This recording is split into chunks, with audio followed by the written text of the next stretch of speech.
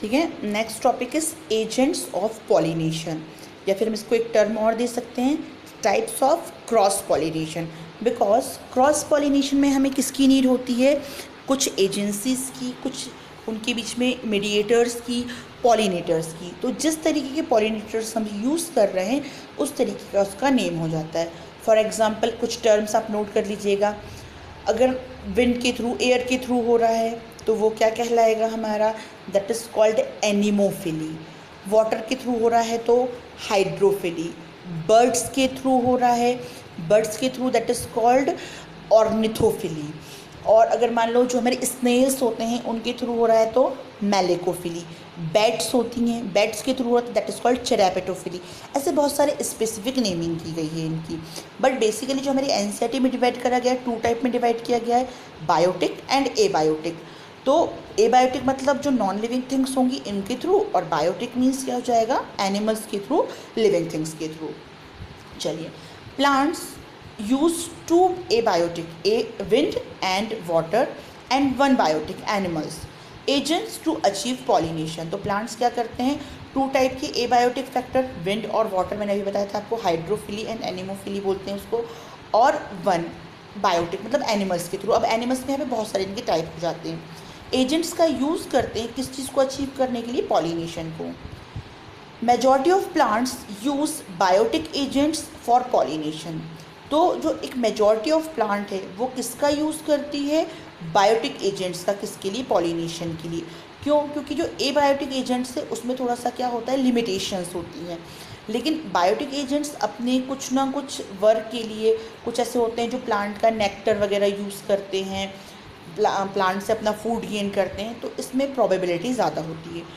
Only a small proportion of plants use biotic agents, abiotic agents. बहुत limited plants रहेंगे जो कि क्या यूज़ करते हैं, एबायोटिक एजेंट्स का। Pollen grains coming in contact with the stigma in a chance factor in both wind and water pollination. Pollen grains क्या होते हैं, बाई चांस स्टिग्मा के कॉन्टैक्ट में आएंगे, किसके थ्रू, विंड एंड वाटर के।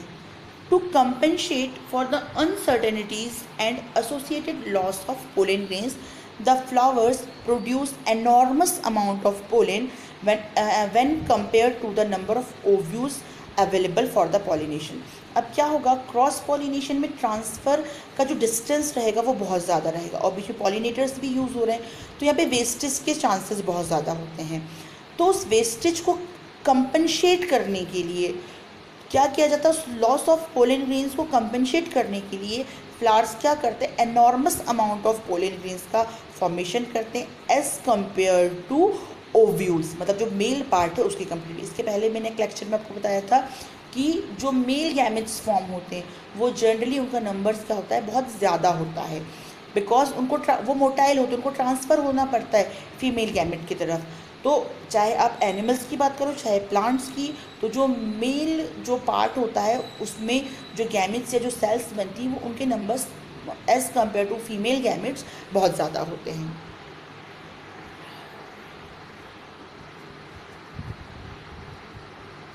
Pollination by wind is more common amongst abiotic pollinations.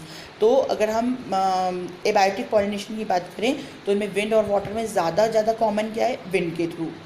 Wind pollination also requires that the pollen grains are light and non sticky so that they can be transported in wind current. तो wind pollination में क्या requirement है कि जो pollen grains है उनको light होना चाहिए और नॉन स्टिकी होना चाहिए, मतलब स्टक नहीं करना चाहिए कहीं पर भी। अगर स्टिकी होंगे, चिपचिपे होंगे तो वो कहीं पर भी चिपक जाएंगे और आगे वो ट्रांसफ़र नहीं होंगे, ताकि वो विंड करेंट के थ्रू ईजिली क्या हो सके, transport. They often possess well exposed stamens, और जनरली इनमें क्या होता है, जो स्टिमल्स होते हैं वो बिल्कुल वेल एक्सपोज्ड मतलब ओपन होते हैं, ताकि वो ईजिली विंड के थ्रू क्या कर सके, move, so that the pollens are easily dispersed into wind currents and large often feathery stigma to easily trap airborne pollen grains। तो यहाँ पे क्या होगा कि ईजिली अगर वो एक्सपोज रहेंगे तो ईजिली वो क्या हो जाएंगे, विंड करंट के थ्रू डिस्पर्स्ड हो जाएंगे और आगे अपने स्टिग्मा के तक क्या हो जाएंगे, उनका ट्रांसपोर्टेशन हो जाएगा। Wind pollinated flowers often have a single ovule in each ovary and numerous flowers packed into an inflorescence. A familiar example is the corn cob. The tassels you see are nothing but the stigma and style which wave in the wind to trap pollen grains. तो जो हमारा wind pollination होगा, जिन भी plant में wind pollination होता है उनमें एक सिंगल ओव्यूल रहेगा, ठीक है। हर एक ओवरी में क्या रहेंगे, सिंगल ओव्यूल रहेगा। और जो फ्लावर रहेंगे, बहुत सारे जो फ्लावर रहेंगे वो एक स्पेसिफिक इन्फ्लोरेंस में क्या होते हैं, पैक्ड होते हैं। इसका सबसे अच्छा एग्जांपल क्या है, कॉर्न कॉब। जो हमारा कॉर्न होता है वो आपने उसमें देखा कि उसमें बहुत सारी इससे थ्रेड लाइक निकले रहते हैं, ठीक है। थ्रेड लाइक स्ट्रक्चर देखे होंगे, इस सीज़न पर को देखने को बहुत मिल जाते हैं। जो थ्रेड लाइक स्ट्रक्चर निकले होते हैं वो एक्चुअल में क्या होते हैं, उसके स्टिग्मा और स्टाइल होते हैं, जो क्या करते हैं, वेव करते हैं विंड में, ताकि वो पोलन ग्रेन्स को क्या कर सके, ट्रैप कर सके।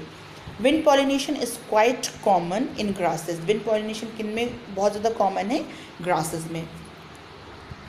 Pollination by water is quite rare in flowering plants and is limited to about 30 genera, mostly monocotyledons. जो pollination by water होगा वो बहुत रेयर होता है फ्लावरिंग प्लांट में। नियरली अभी तक जो स्टडी की गई उसमें 30 जीनस है, 30 जेनेरा हैं जिसमें वाटर पॉलिनेशन को क्या किया गया है, ऑब्जर्व किया गया है, जिनमें से वो सारे ज़्यादातर कौन है, मोनोकॉट्स हैं। As against this, you would recall that water is a regular mode of transport for the male gametes among the lower plant groups such as algae, bryophytes and pteridophytes.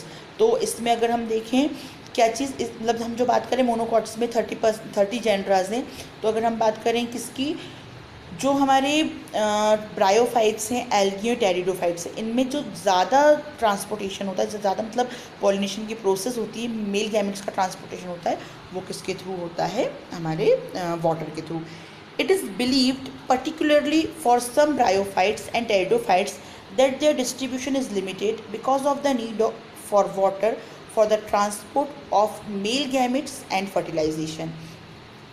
क्या माना जाता है कि जो कुछ ब्रायोफाइट्स हैं और टेरिडोफाइट्स हैं उनमें डिस्ट्रीब्यूशन क्या होता है, किस चीज़ लिमिटेड होता है, क्यों, क्योंकि इनमें क्या होता है, वाटर की नीड होती है, किस चीज़ के लिए, मेल गैमेट्स के ट्रांसपोर्टेशन के लिए भी और फर्टिलाइजेशन के लिए।